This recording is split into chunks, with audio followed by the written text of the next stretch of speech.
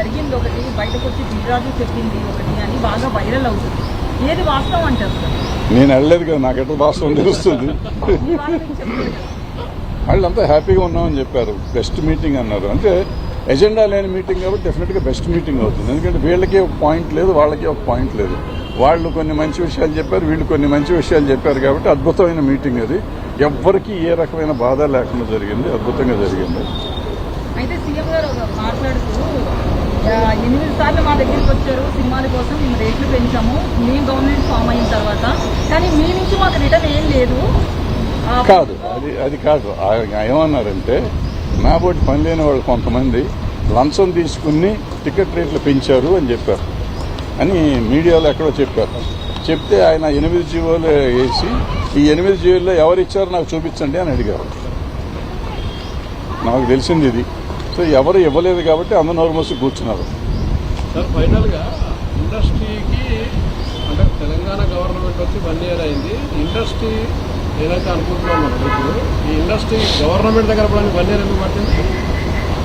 Industry government దగ్గరికి వెళ్లాల్సిన అవసరం ఏమని ఏం పని ఉంది వాళ్ళకి? సమస్యలు ఉంటే వెళ్ళాలి. సమస్య అంటే ఇప్పుడు నేను వెళ్ళిన సమస్య కోసం వెళ్ళలేదు కదా. నేను ఫలానా సమస్యకి వెళ్ళారని ఎవరినైనా చెప్పమనండి ఒకళ్ళు. అంటే చంద్రబాబు నాయుడు ముఖ్యమంత్రి అయితే, పవన్ కళ్యాణ్ ముఖ్యమంత్రి అయితే ట్వీట్లు పెట్టిన కదా మీ ఇండస్ట్రీ. తెలంగాణ ముఖ్యమంత్రి దగ్గర కూడా సంవత్సరం ఎందుకు పట్టిందని నా క్వశ్చన్.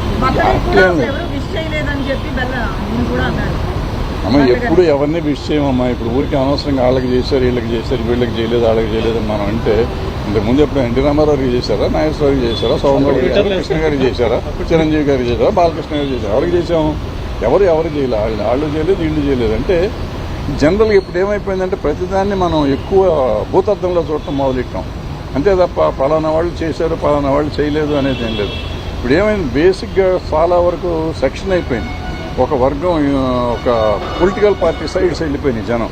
సో నేను ఒక పొలిటికల్ పార్టీలో ఉన్నాను అనుకోండి, మా నాయకుడికి నేను హ్యాపీ బర్త్డే చెప్తాను. ఇక్కడ ఈ పార్టీ ఉంటే ఇక్కడ చెప్తూ ఉంటారు. ఇప్పుడు ఈయనకి కావాల్సిన వాళ్ళు వీళ్ళకి చెప్తారు, వాళ్ళకి కావాల్సిన వాళ్ళు వాళ్ళు చెప్తూ ఉంటారు. అంతే తప్ప అందరూ చెప్పారు ఇది ఇండస్ట్రీ అనుకుంటే కాదు.